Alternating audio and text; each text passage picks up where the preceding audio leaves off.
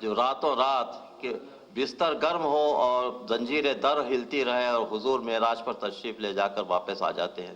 صلوات بر محمد والے. یہ ہے انسان کامل کا مقام کہ انسان ترقی کرتے کرتے ایسی منزل پر پہنچ جاتا ہے کہ وہ انسان کامل ہو جاتا ہے اور اس کا ارادہ وہی ہوتا ہے جو اللہ کا ارادہ ہوتا ہے. اور اللہ فرماتا ہے وَمَا تَشَاءُونَ إِلَّا أَن يَشَاءَ اللَّهُ، تم وہی چاہتے ہو جو اللہ چاہتا ہے.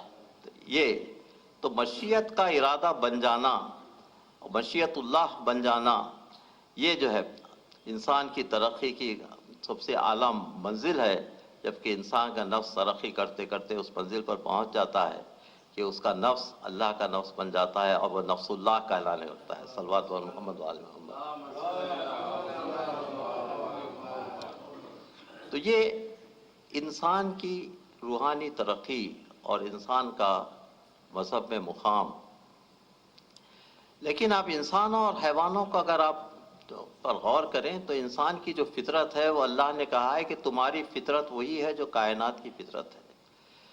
اسلام کا سب سے بڑا معجزہ یہ ہے کہ اسلام میں معقولیت اور مذہب میں کوئی فرق نہیں ہے. دوسرے مذاہب میں جیسا کرسچینٹی ہے معقولیت الگ چیز ہے اور کہا کہ سائنس بالکل الگ چیز ہے اور مذہب بالکل الگ چیز ہے، مذہب کو سائنس میں دخل نہیں دینا چاہیے. لیکن اللہ نے کہا کہ فطرت اللہ الذی فطر الناس علیہا، تمہاری وہی فطرت ہے جو کائنات کی فطرت ہے. تم کائنات سے الگ نہیں ہو. اس لیے وہ نیچرل لاز جو قوانین جو کائنات پر جس کا اتباع ہوتا ہے، اطلاق ہوتا ہے، تم بھی اسی کا ایک حصہ ہو. تو انسان نے فطرت کا حصہ ہے اور فطرت سے الگ نہیں ہے. اور اللہ کہہ رہا ہے کہ تم میں اور فطرت میں، تم میں اور کائنات کی فطرت میں کوئی فرق نہیں ہے. تو اس لحاظ سے انسان کو حیثیت دی گئی ہے کہ کائنات کی فطرت اور انسان کی فطرت ایک ہی ہے. اس کے بعد اللہ نے انسان کو کائنات کی کنجیاں حوالے کر دیں اور کہا کہ تم میرے جو نشانیاں ہیں کائنات میں تم اس پر توجہ کیوں نہیں دیتے. اور اللہ فرماتا ہے افلا یتدبرون القرآن ام علی قلوب اقفالها، یہ قرآن پر غور کیوں نہیں کرتے، کیا ان کے قلوب پر قفل پڑ گیا ہے. اور کل کی مجلس سے میں نے یا پرسوں کی مجلس میں کہا تھا کہ افلا ینظرون الی الابل کیسا خلقت واذا السماء کیف رفعت والی الجبال کیف سطحت الی الجبال کیسا نصبت والی الارض کیف سطحت. تم کیوں اونٹ کی تخلیق پر غور نہیں کرتے کہ کس طریقے سے ہم نے اونٹ کو خلق کیا ہے.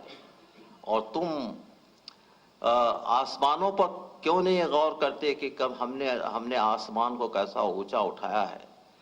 اور تم پہاڑوں پر کیوں نہیں غور کرتے کہ پہاڑوں کو ہم نے کیسا نصب کیا ہے. تم زمین پر کیوں نہیں غور کرتے کہ زمین کو ہم نے کیسا مسطح کیا ہے. تو اللہ چاہتا ہے کہ انسان مسلمان بایولوجی، کیمسٹری، فزکس اور جتنے یہاں پر جیولوجی بھی آ گئی ہے تو یہ سب چیزوں کا مطالعہ کرے اور دیکھے کہ اللہ نے انسان کے لیے کیا کیا چیزیں بنائی ہیں. تو انسان کی یہ حیثیت ہے قرآن میں. اب اگر ہم انسان اور حیوان کے فرق کو جاننا چاہیں تو دو فرق ہمارے سامنے آ جاتے ہیں. ایک تو فرق یہ ہے کہ جانور جو ہے وہ افادیت پسند ہوتا ہے اور اپنی انٹرسٹ سے آگے کوئی کام نہیں کرتا. جیسے شہد کی مکھیوں کو لیجئے، شہد کی مکھیاں جب چھتا بناتی ہیں تو وہ پوری کی پوری مصروف ہو جاتی ہے چھتا بنانے کے کام میں. اور وہ خود ایک اتنا بڑا اللہ کا معجزہ ہے کہ کس طریقے سے ایک چھوٹا سا جانور ایسے ہیکساگنل پیٹرنز جو ہیں بنا سکتا ہے اور اس میں شہد کو کس طریقے سے بھرا جاتا ہے. اس طریقے سے شہد کی مکھیوں کا کام. لیکن شہد کی مکھیوں میں جبلت نے یہ بات رکھی ہے کہ اگر ان میں کوئی بیکار ہو تو اس کو ختم کر دیا جائے. تو شہد کی مکھیاں جو ناکارہ ہو جاتی ہیں، جو کام نہیں کر سکتی، دوسری مکھیاں ان کو قطر کر پھینک دیتی ہیں. تو اس قسم کا جبلت کا جو اظہار ہے شہد کی مکھیوں میں انسان یہ نہیں کر سکتا. انسان اگر کوئی کام نہ کر سکے اور انسان کا کوئی بیکار ہو تو اللہ نہیں چاہتا کہ اس کو ختم کر دیا جائے. تو انسان اور حیوان میں فرق یہ ہے کہ انسان میں شعور ہے اور حیوانوں میں شعور نہیں ہے.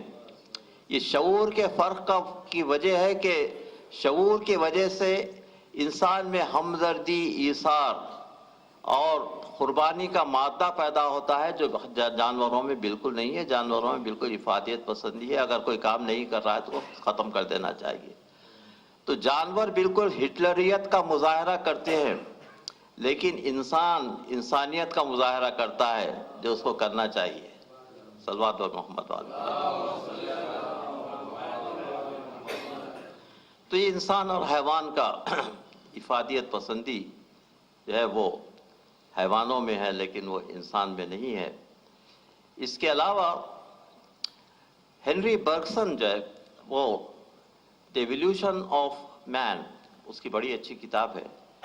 اس میں اس نے لکھا ہے کہ عقل اور روح کا سب میں پہلے ریفرنس یہاں پر اس میں انگریزی کتابوں میں یا مغربی کتابوں میں روح کا ذکر کیا گیا ہے کہ انسان کی عقل، روح جو ہے انسان کی عقل کی ہدایت کرتی ہے اور ہمیشہ نیکی کا راستہ بتلاتی ہے. تو عقل کی ہدایت کے لیے برگسن کہتا ہے کہ وہ روح ہے جو عقل کی ہدایت کرتی ہے.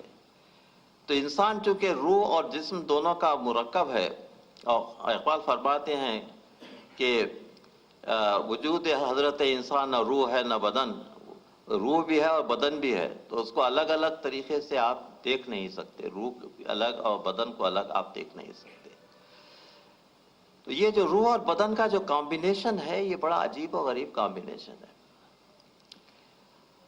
اللہ قرآن میں ارشاد فرماتا ہے کہ نحن اقرب الیہ من حبل الورید، ہم تمہاری رگے جان سے زیادہ قریب ہیں. اب بتلائیے، اگر انسان کے رگے جان سے زیادہ قریب ہے تو اللہ کہاں ہے آپ کے پاس؟ ہاتھ کے قریب ہے، آپ کی آنکھ کے قریب ہے، آپ کی دوسری اعضاء کے قریب ہے، کہاں ہے آپ؟ اللہ آپ کے پاس ہے، ہر جگہ ہے، آپ کے جسم کے ہر جگہ ہے اور آپ سے اللہ قریب ہے، لیکن یہ بتا نہیں سکتے کہ اس کا لوکیشن کیا ہے. تو اس لیے اسی طریقے سے انسان کا نفس ہے، انسان کا شعور ہے، تو آپ بتا نہیں سکتے شعور کا سینٹر کیا ہے. انسان کے جسم میں شعور کا سینٹر کیا ہے. اس لیے امیر المومنین علی ابن ابی طالب فرماتے ہیں، من عرف ربہ، من عرف نفسہ فقط عرف ربہ. جس نے اپنے نفس کو پہچانا، اس نے اپنے پروردگار کو پہچانا. آپ نفس پر غور کرتے جائیے اور اس کے بعد پروردگار کی صفات آپ کے سامنے آنے لگیں گی کہ وہ ہر جگہ ہے، ہر وقت موجود ہے، وہ ازلی ہے، ابدی ہے. ساری کی ساری چیزیں نفس اور شعور پر غور کرتے جائیے. فقط من عرف نفسہ فقط عرف ربہ. آپ نفس پر غور کیجئے، اللہ کی صفات کا اظہار خود بخود ہونے لگے گا. تو یہ اس طریقے سے اللہ نے روح کی کو ہدایت دی ہے کہ انسان کو نیکی کی طرف راغب کرے. اور دو چیزیں انسان میں ہیں، آپ نے سنا ہوگا، یہ دونوں قرآنی ہیں. ایک کو کہتے ہیں نفس امارہ، سورہ یوسف کی جو ابتدائی آیت ہے وہ نفس امارہ، اور دوسرا ہے نفس لوامہ. نفس امارہ برائیوں کی طرف راغب کرتا ہے انسان کو، اور نفس لوامہ ٹوکنے والا نفس ہے. یہ وہی ٹوکنے والا نفس ہے جو برائیوں سے انسان کو محفوظ رکھتا ہے. اب جیسا انسان کو فری ول دی گئی ہے کہ وہ اچھائی کا راستہ اختیار کرے یا برائی کا راستہ اختیار کرے، یا تو وہ شیطان کی آواز پر لبیک کہے یا اللہ کی آواز پر لبیک کہے، نفس امارہ کی پیروی کرے یا نفس لوامہ کی پیروی کرے، اس کو بالکل پورا اختیار ہے. تو نفس کے دونوں مقامات انسان کے پاس ہے، اچھائی اور برائی کی طرف رغبت. انسان اور حیوان میں دوسری جو چیز جو انسان کو حیوان سے بالکل ممیز کرتی ہے وہ جذبہ قربانی ہے. انسان کا جذبہ قربانی پرانے زمانے سے، اس عہد سے ہی انسان قربانیاں پیش کیا کرتا تھا اللہ کی بارگاہ میں. اور خود قرآن میں ہے کہ حضرت ابراہیم کی قربانی، ابراہیم نے حضرت اسماعیل کی قربانی پیش کی تھی اور آنکھوں پر پٹی باندھ دی تھی. تو بیٹے سے پوچھ